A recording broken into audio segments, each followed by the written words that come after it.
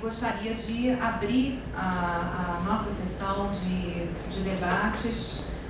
Espero que consigamos fazer uns 15 minutos e mais um tempinho para eles acabarem de montar a mesa, e a gente pode ir trazendo também os quitutes para cá e conversar um pouquinho ao longo do coffee break, tá?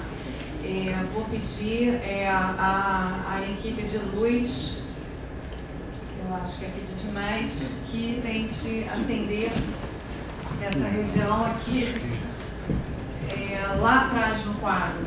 Obrigada. Gostaria de agradecer as grandes presenças da Marli Vulcão. A professora Marli Vulcão aguarda a hora de se apresentar, e agradecer a grande presença da professora Jana Domingues, que vai dar uma palavra para a gente no tempo que eu roubei dela no final desse simpósio. E, enfim, vamos dando prosseguimento aos nossos pontos de debate. Eu gostaria de trazer, em primeira instância, as questões que, porventura, a plateia possa ter. Pode ser comentários também, né? E mais, pode ser, às vezes, são questões e são comentários e debates, né? A gente vai aqui para debate. Pode ser agora? Agora. Não precisa microfone, né? Eu acho que não. Não, é pequeno. A gente podia sentar ali para poder ver o pessoal. Ou então, se vocês quiserem sentar à mesa também, que é uma mesa Muito longe. Aqui é mais intimista, né?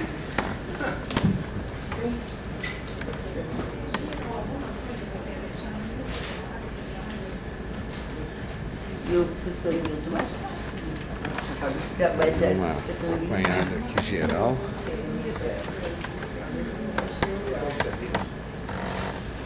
Bom, eu fiquei particularmente interessado de todos, né? Apesar de ter chegado um pouquinho a mais do que a falar. E, claro, o Milton, meu colega aqui, quando eu vi o Milton usando aquela referência ao Leonardo da Vinci, foi interessante, porque, inclusive, naquele meu livro sobre interface, quer dizer, a questão da harmonização das tecnologias, no final eu digo que o homem existe à medida das suas conexões. Eu retomei, quer dizer, o homem à medida das coisas, não, quer dizer, pela internet, as pessoas que o senhor colocou dessa mediação digital. Quer dizer, eu acho que o homem existe hoje no sentido de hiperconectado, de um hipercórtex também, né, com essas sensações todas sendo vividas pelas interfaces, né. Eu achei muito forte o teu trabalho com essas facas, eu não conhecia essa questão. Me interessou muito. E depois também, vou falar um pouquinho em cima, eu achei interessante o trabalho do professor, né, Aldo. E, particularmente no final, eu gostei muito quando o professor colocou, o professor Santoro, a questão da fisiologia, né, Mayra? Porque eu acho que eu fui uma abordagem mais superficial de uma leitura da estética, já que eu não sou filósofa. Eu escrevi um texto com um livro de estéticas tecnológicas que a Santaella organizou, e eu tomei a questão da estética a partir de Baumgartner, que a disciplina é fundada em 1775, né? E ele toma a estética como a ciência do sentido. Mas eu acho mais interessante esses pré-socráticos com a fisiologia, né, Mayra?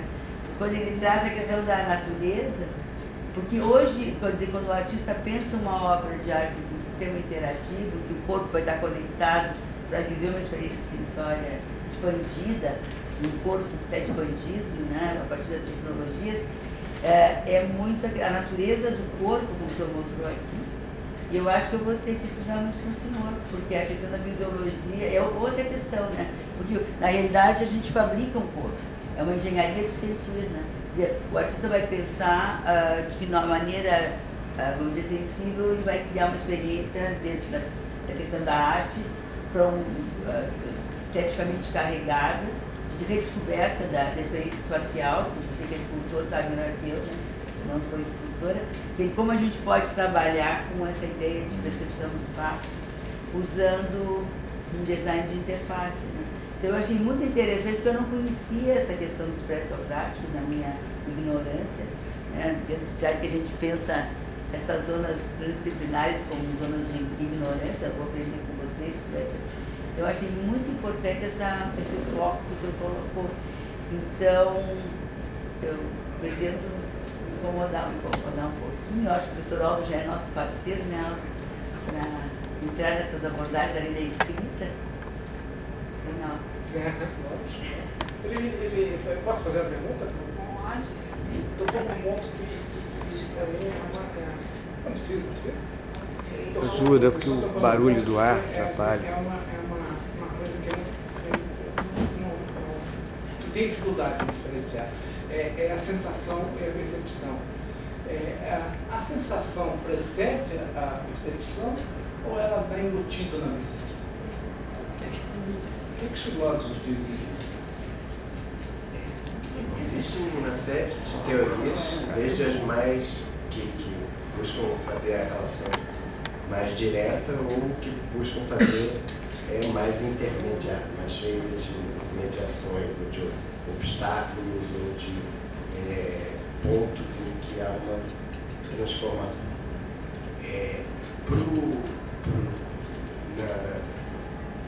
Na terminologia antiga, você tem áistesis, que você pode traduzir por sensação ou por percepção sensível também,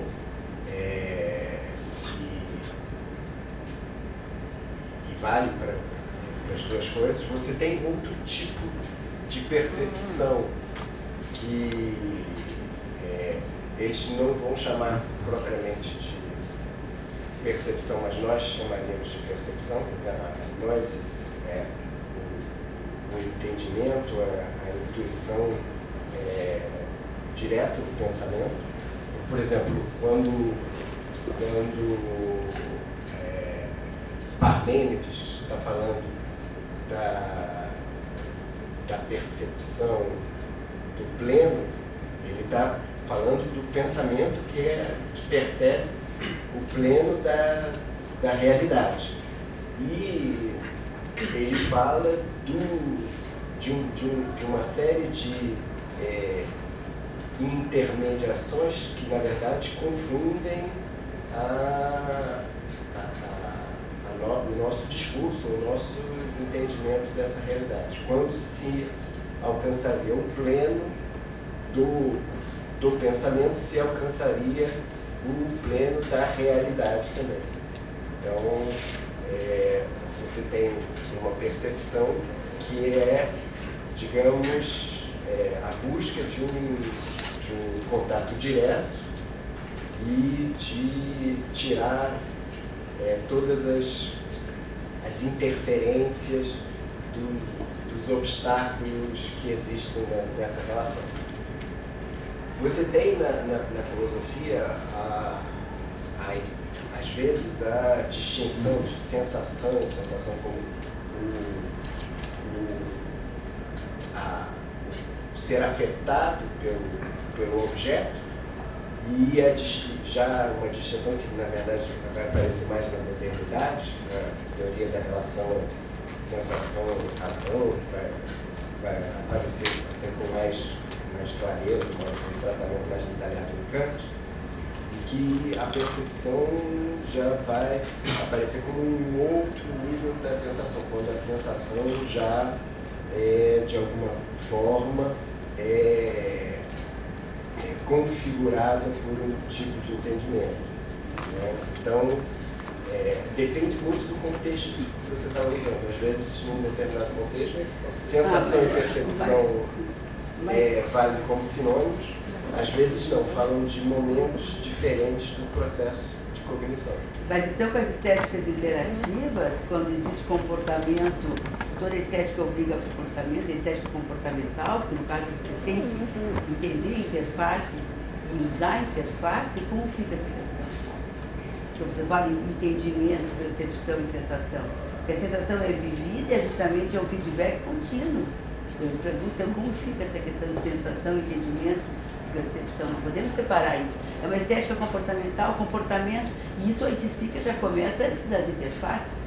Quando a Oiticica fala da suprassensorialidade, ou uma Alicia Clark, ele está falando do envolvimento do corpo, e aí essa questão de separar a sensação, percepção e entendimento, a obra só existe justamente pela ação do corpo. Não existe a separação entre sujeito e objeto. Esse é um problema mais sério. A separação é uma clivagem A moderna.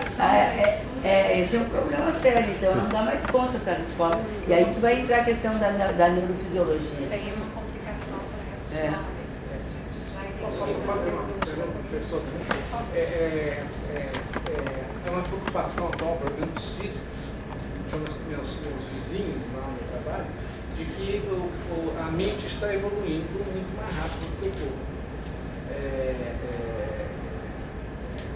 Já, inclusive, alguns cientistas americanos meteram o cérebro das pessoas nascidas depois de 80 nas máquinas de análise cerebral. Isso é provado. O que pode acontecer, então, se a mente vai mais rápido que o corpo, como nós vamos ficar com o corpo velho, com a mente? Como vai se dar essa interação? Bom, a única certeza que eu tenho é que a minha mente está evoluindo muito mais do que meu corpo.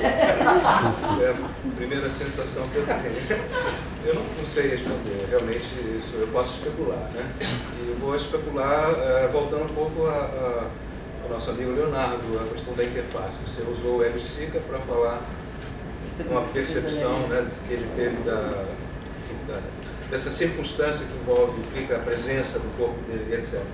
Isso que eu citei do Da Vinci é a própria invenção da interface, né? Ele intuiu, quando ele disse que a pele, sendo o meu limite mais externo, ele já não me pertence, né? Ele está falando de interface. Né? Agora, a questão da percepção que o Santoro falou como uma coisa moderna, posso falar de uma anedota que não tem nada de piada, é verdade, né? É um fato.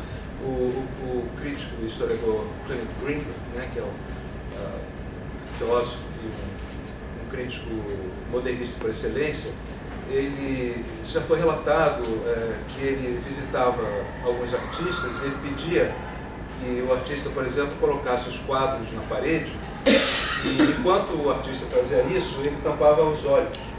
Né? Ele tampava os olhos, os ouvidos e a boca e todos os buracos da cabeça. Né? E quando o trabalho estivesse pronto, né?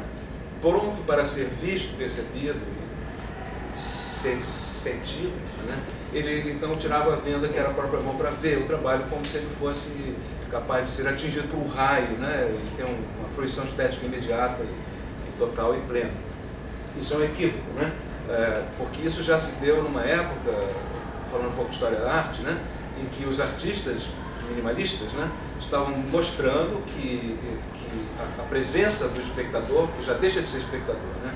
Passa a ser mais que um fruidor, mais que um espectador, um participante e um criador, né? Um interpretante, um julgador, um autor, um coautor, né? Que todo esse contexto é importante, né? Quer dizer, é o contexto que determina a sensação, a percepção, a reflexão que se dá.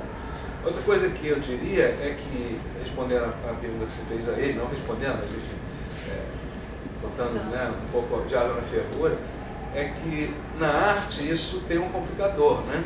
Porque a arte, ela coloca aquilo que se percebe e aquilo que se... qual é a outra coisa? Percepção. Sensação.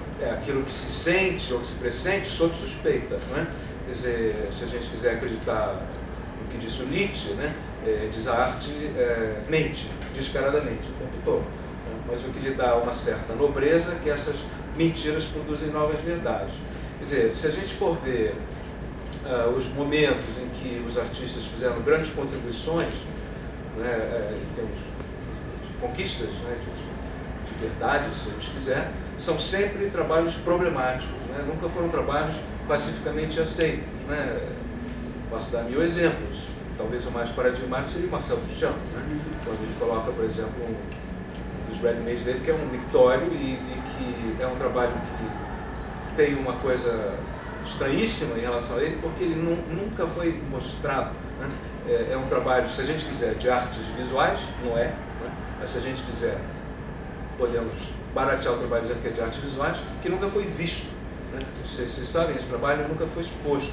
Ele foi recusado no momento em que ele foi submetido a um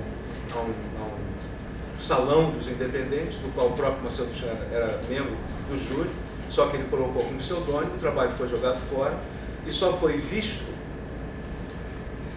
como o trabalho de um outro artista, que era um fotógrafo, né, que publicou num jornal uma fotografia do ready-made do Richard Mudd, que era, por acaso, ou seja, um trabalho que entrou para a história das artes visuais, das artes plásticas, sem ter tido existência visual. Né?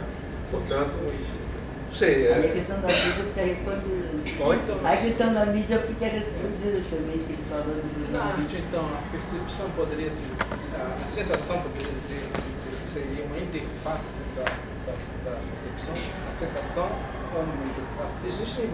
Existem estudiosos, que eu posso garantir que não são artistas, né, que se dedicam a esse tipo de pesquisa, sem dúvida. Né? Cheio de... Mas na sua opinião? Na minha opinião, é o que eu disse, entende? Eu acho que tudo isso não é que seja desprezível, mas é secundário se você colocar isso na interface, na relação com a questão do julgamento, né? Porque o que conta mais para a leitura, para as interpretações, é o julgamento, né? Existe um fato novo, mais ou menos novo, que é a constatação de que tudo pode ser arte, né? Pelo menos a partir das vanguardas históricas do início do século. E mais especificamente, segundo um autor que é o Arthur Danto, a partir do Lobox do Andy Warhol de 1964. Ora, se tudo pode ser arte, é como a física, né?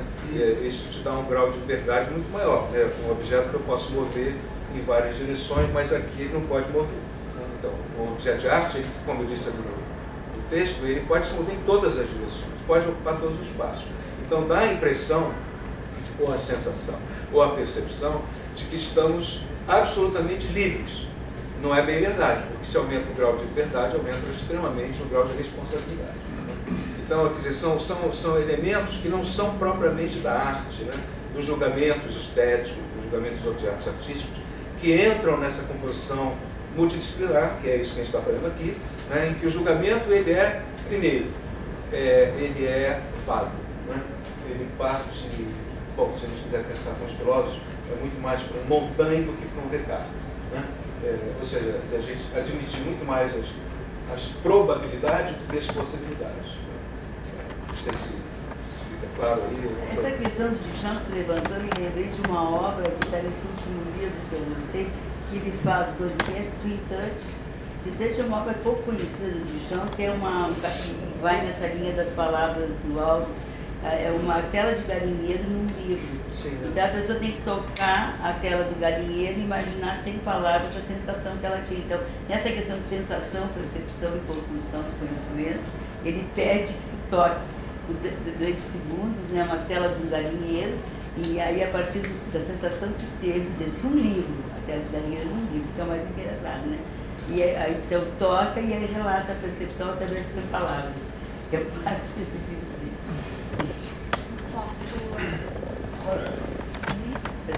Você consegue falar? Eu acho que o pessoal aí de você novo, fala. né? É uma pergunta para o professor Milton, mas queria que o professor Fernando me auxiliasse. Vendo o seu trabalho, eu me lembrei das mônadas, Leibniz e etc. E eu queria saber se tem alguma relação com essa alma, né? Ou com essa mônada que reflete o todo, né? O infinito e o finito e infinito, enfim. Ó, se você quiser, claro. Você viu que nessa reunião espúria, de certa forma, né, compareceram criaturas das mais diversas, né? Vieram pessoas de séculos diferentes, de lugares diferentes. Se o Leibniz estivesse passando perto, ele certamente teria participado, teria coisas fantásticas a dizer. Mas, assim, em termos originais, né, originários, eu não pensei no Leibniz, na questão da mônada de Leibniz. Poderia ter pensado. Mas, na verdade, se você percebeu, aquele é um texto oportunista, né? Ele é um texto predatório. O trabalho é todo predatório, né? Porque ele cria um vazio num plenamente cheio, né? O universo, e aí eu abro um buraco, né? que eu chamo de homem muito abrangente. Quer dizer, abrangente historicamente na fala. Mas respondendo mais especificamente, o Leibniz poderia estar, ou poderia, até o Jamelão estava, né? O Jamelão tem um cara do circo, né?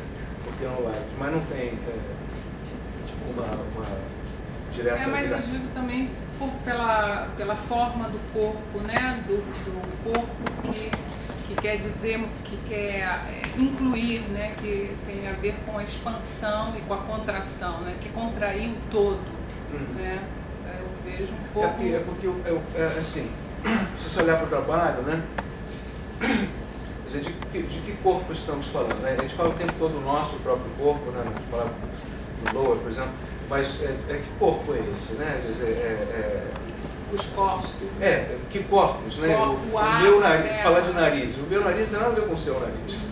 Em princípio, claro que a gente pode, né, ter sensações comuns olfativas e até legítimas como mas em princípio o meu nariz é diferente do seu, né? O corpo do homem não existe corpo do homem, nem corpo da mulher. Existe o corpo daquele homem, daquela mulher. E nesse caso aqui, existe o corpo cuja pele, não é? Você se lembra? Foi até engraçado quando eu fiz aquela primeira intervenção no espaço, que foi escrever a palavra pele em todos os lugares do mundo. O departamento de limpeza do Instituto Tomiotaki limpou, apagou, entendeu? Ele passou vassoura, passou esponja. Foi preciso o diretor do Instituto, que é o Ronaldo Farias, dar uma bronca dos caras e falar: se vocês fizerem isso de novo, vocês vão ser demitidos. Entende? Porque eles tiraram, né? Eles acabaram. Limpeza de pele. Limpeza de pele. Ótimo. Fizeram uma limpeza de pele. Como se fossem cravos. Mário Fiorani, por favor. A minha pergunta é mais dirigida ao Aldo. Você fala sobre a linearidade da linguagem escrita, né? E a falta de linearidade da multimídia, do hipertexto, que você pode pular de um lugar para o outro, mas na arte e na filosofia, a forma do texto, você não pode começar a ler o livro por qualquer página, você tem que ler o livro de uma forma linear. E o pensamento filosófico também, você quando lê um texto filosófico, você não pode sair pulando de um pedaço para o outro. Quer dizer, existe uma importância na eventualmente até numa multimídia, você não pode ler um pedacinho de cada parte do texto, você tem que mais ou menos ler o texto como um todo. Então, eu acho que essa coisa de você poder escolher o que você vai ler é importante, mas você seguir a linearidade de cada fragmento que você está lendo ou do conjunto como uma obra é extremamente importante. Concordo. O que eu falo é que uma forma, um formato está preso a um espaço definido, que seria o texto linear. O outro formato, que você vai ler linearmente também, você vai a caminhos intertextuais, e que você mesmo faz. Quando você pega um texto linear, ele está preso a um formato que você tem que ir do começo ao fim sequencialmente. Se você vai a um documento que não linear, um documento digital, você muda de um espaço para outro espaço, e isso a uma velocidade de tempo real.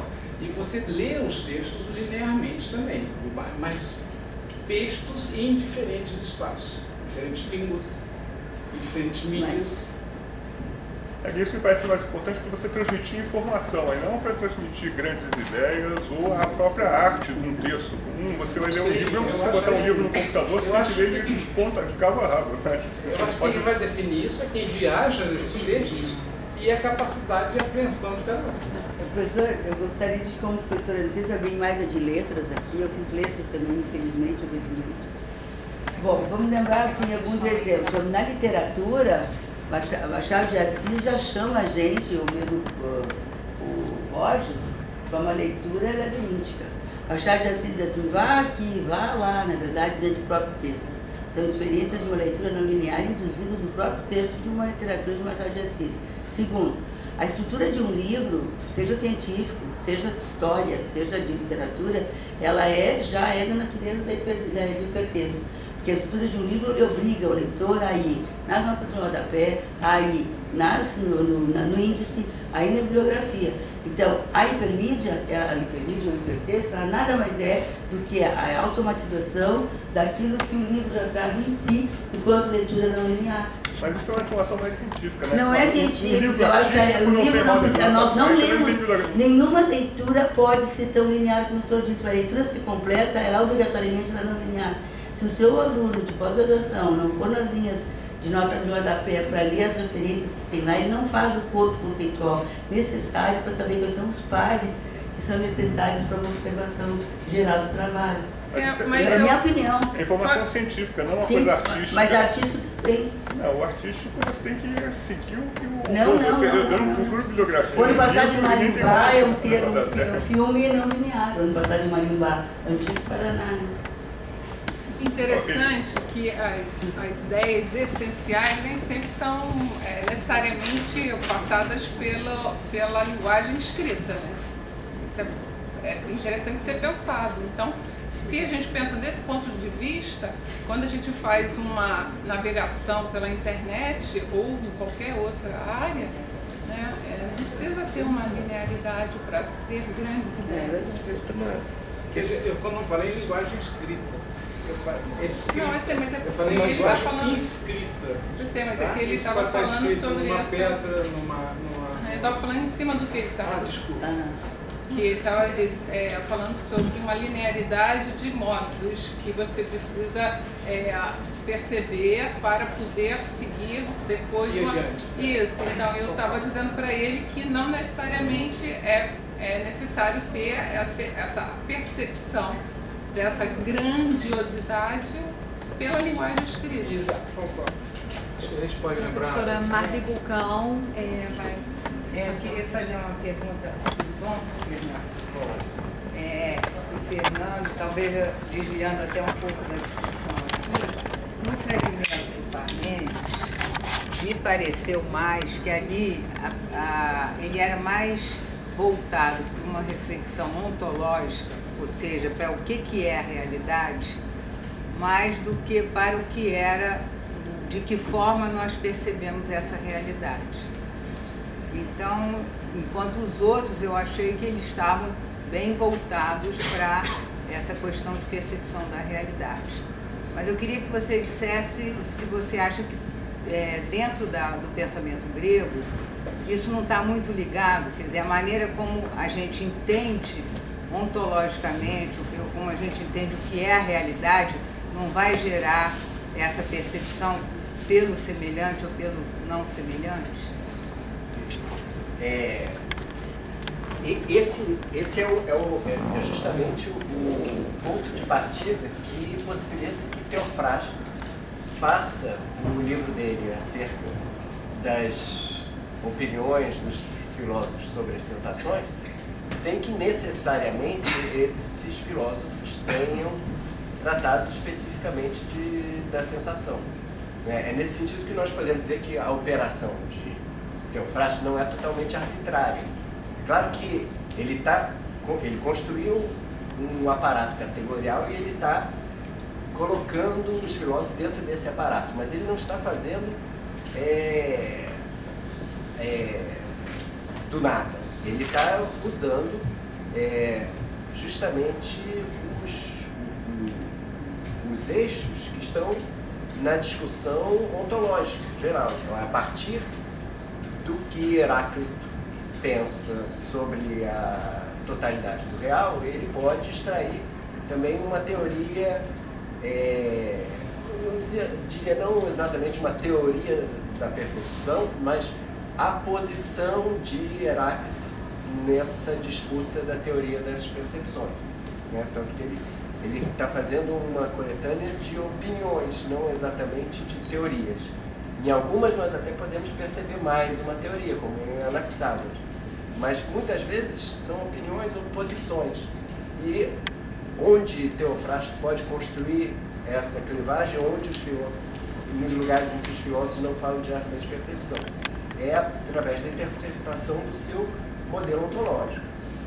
Então, com isso ele vai poder colocar Heráclito num lugar e Parmênides no outro, mesmo se os textos aos quais ele tinha acesso tratavam do ser em geral e não da percepção em particular.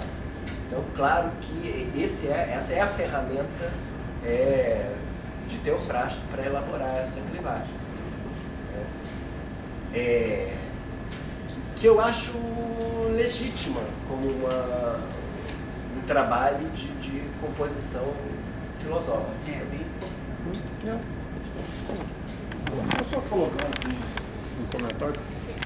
Quer dizer, eu conheço pouco filosofia, muito menos a história da filosofia, assim, mas eu sou um neurofisiologista, quer dizer, eu conheço relativamente bem o cérebro funcionando. Quer dizer, esses dois pontos de vista, os opostos e os semelhantes, são extremamente importantes. Quer dizer, hoje eu vou fazer mais tarde, falar um pouco sobre ilusões visuais, e vou mostrar que as diferenças são coisas importantes para você perceber as coisas, para você notá-las, para chamar a sua atenção. Mas, sem dúvida nenhuma, a base da nossa memória é a semelhança. Quer dizer, quando eu reconheço um copo, não é porque ele é diferente de um carro, é porque ele é semelhante a um copo, né? Então, esses dois aspectos que são importantes do ponto de vista filosófico são muito bem distinguidos dentro da neurofisiologia, da percepção ou das sensações, que são palavras que também dialeticamente podem ser usadas em sentidos diferentes, dentro de como você percebe o funcionamento do cérebro humano. Só um comentário. Na verdade, são esquemas interpretativos. E aí você usa esses esquemas interpretativos nos objetos que você elege como objetos de conhecimento. Você vai investigar, digamos, a percepção visual, a sensação visual e, digamos, as opiniões dos filósofos dão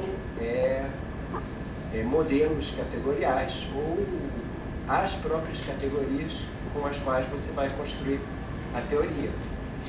O próprio Theophrastus, né, ele está dentro de uma escola, que é a escola de Aristóteles, que não tem uma concepção da sensação, da percepção, que exclui de um lado a percepção do oposto e de outro lado a percepção do semelhante, mas que de uma certa forma tenta reunir isso de alguma forma. Por exemplo, as sensações vão aparecer na teoria das sensações de Aristóteles como sempre a percepção de uma determinada proporção entre situações opostas. Então, você só percebe a determinada cor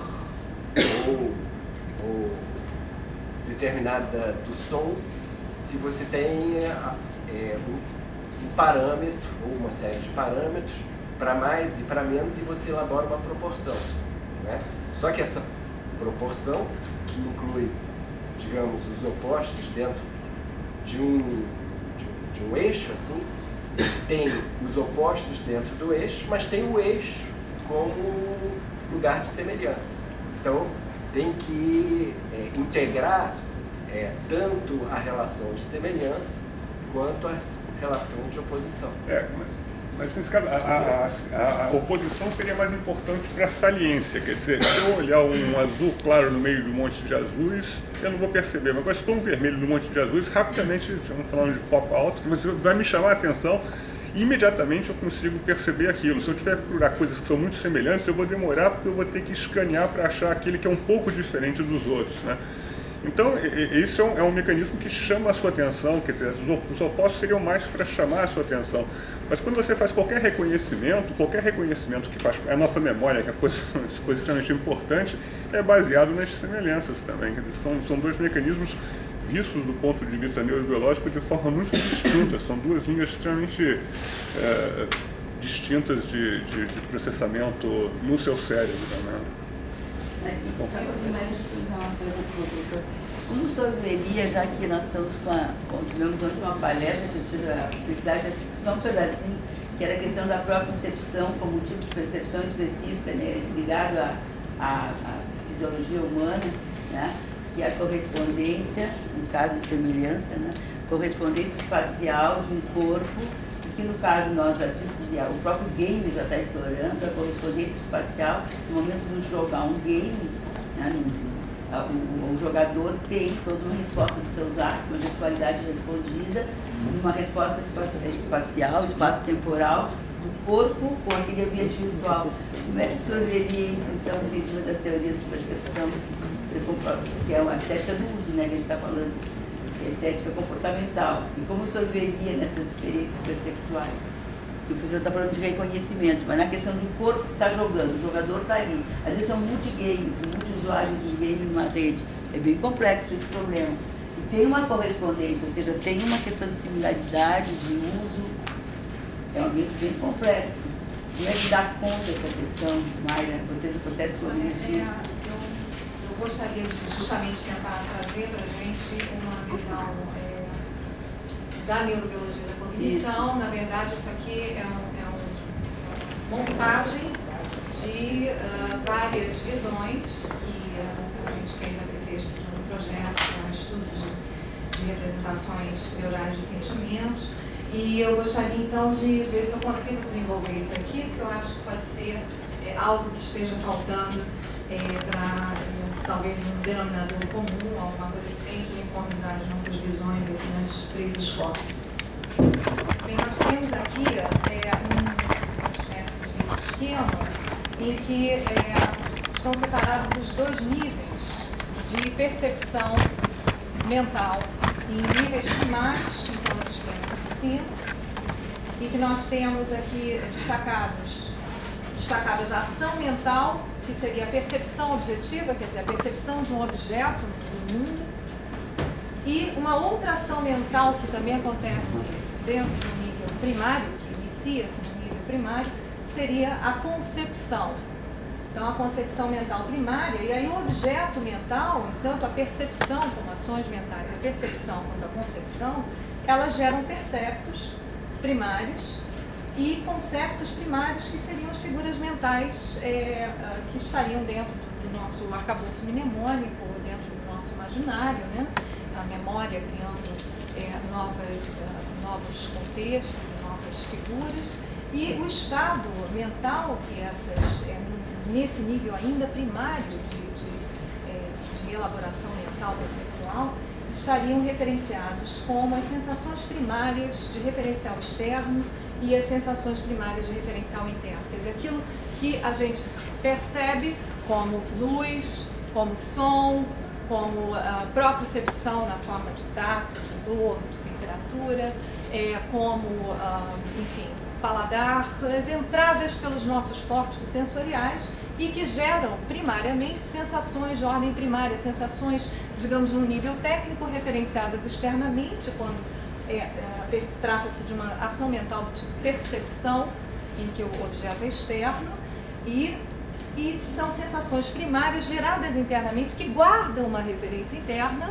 São as imagens que nós vemos, entre aspas, os sons que nós ouvimos, entre aspas, mentalmente, porque emergem de concepções e, portanto, os objetos não são perceptos objetivos, mas seriam conceitos primários.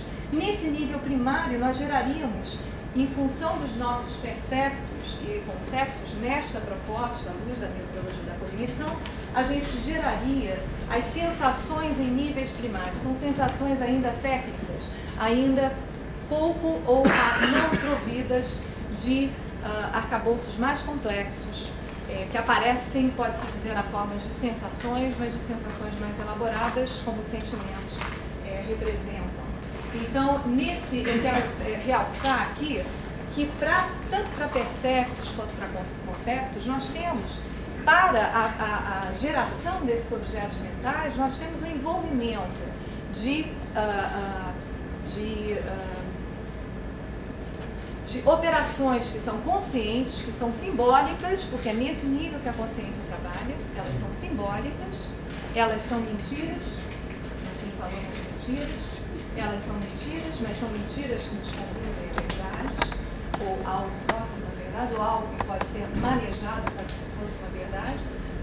E nós temos os conceptos, tanto os perceptos quanto os conceptos, desculpa, voltando, pós-parênteses, eles têm uma representação que é consciente, que é simbólica, e eles têm também uma representação que é subconsciente, que, portanto, é pré-simbólica ou subsimbólica. Então, nós, na verdade, quando criamos os nossos objetos mentais, ainda no nível primário, nós temos algo que fica subjacente à própria consciência. Eu gostaria de aqui mencionar que essa percepção em níveis primários, ela pode ser vista dentro de algumas escolas neurobiológicas da cognição como um conteúdo do Donald Davidson, que é um filósofo contemporâneo. Eu não sei se não, talvez nem tanto, mas os trabalhos dele começaram a aparecer nos anos 60, mas ele chama o correlato do conteúdo do Donald Davidson seriam esses perceptos, conceptos e sensações primárias que eles apuraram. Bem, em níveis mais elaborados, o que a nossa mente está fazendo com os nossos objetos perceptuais? Eles estão, ou seja, tanto os conceptos quanto os perceptos nessa referência, eles estão gerando sensações. Sensação seria um produto, digamos, uma transformação de uma linguagem ou um revestimento do percepto, que é o objeto cognitivo, com algo que mais se adequa à definição de um estado mental. Tá? Então, o percepto como o mental técnico e o estado mental na forma das sensações. Nesse segundo patamar, que eu estou aqui colocando como os níveis elaborados de concepção ou percepção do mundo, nós teríamos as ações das respostas mentais na forma de consciência, quer dizer, de experiência mental associativa. Quando a gente começa a identificar aqueles perceptos primários, eles começam a ganhar nomes, começam a ganhar contexto, começam a ganhar ganchos com memórias e memórias complexas. Bem, então nós temos a consciência, nós temos uma imagética complexa também mental. A consciência nesse nível elaborado de percepção, ela seria uma associação de uma ação imagética complexa e de um complexo sentir. Então, tanto a imagem, que seria mais os atributos técnicos dessa consciência no nível mais elaborado, experimental, mental, associativa, que eu coloco aqui, e, por outro lado, a contraparte menos técnica, mais sensível, seria o complexo sentir. Os objetos mentais, então, deixam de ser os perceptos primários, conceptos primários vistos em cima, e passam a ser figuras de consciência, seriam conscientes, que estariam atreladas a imagens complexas e definidas como sentimentos. Então, a gente passa a lidar com imagens complexas, quer dizer, com imagens hipercontextualizadas e com sentir dessas imagens, e então aparecem os estados mentais, que podem ser resumidos como experiências mentais plenas, na forma de conforto ou desconforto lógico, em 2 níveis, pelo menos, nessa super simplificação, né, que a gente fala, e na forma de um êxtase, no caso dos sentimentos, né, como estados mentais associados aos sentimentos, os êxtases, que aparecem como êxtases em nível emocional, lógico, estético e ético. Além disso, nós temos um terceiro nível de ação-resposta mental, que é um nível consciente, ainda pré-motor, em que nós elaboramos a intenção motora, que é reativa muitas vezes é intencional, e então nós temos como objeto mental o comando motor e como estado mental o estado de realização motora, a sensação de realização motora. Nesse nível aqui elaborado da percepção humana, da concepção humana, nós estaríamos em níveis máximos de subjetivação sobre os níveis primários de cima. Então, nós teríamos perceptos significados, conceptos significados, quer dizer, nós teríamos ambas as figuras com ganchos externos, os perceptos, com ganchos, referências internas, os conceptos, significados. Isso, novamente, coaduna com o esquema subjetivo proposto pelo Donald Davidson, que seria, então, um casamento entre a percepção e a sensação em níveis elevados. Então, com isso, eu quero dizer o seguinte: percepção e sensação, é natural que haja uma dificuldade para as escolas ancestrais, né, de filosofia. É um problema que continua precisando de uma abordagem em vários Mas dentro da neurobiologia nós entendemos as sensações como estados atrelados aos objetos, e as sensações elas seriam, dentro dos níveis primários e dentro dos níveis mais elaborados, elas seriam motivadores. Elas funcionam como motivadores para que a história continue, para que a gente continue a contar uma história mentalmente, subjetivamente, sobre o mundo que nós percebemos que é absolutamente físico, para o qual nós estamos contando as nossas grandes mentiras.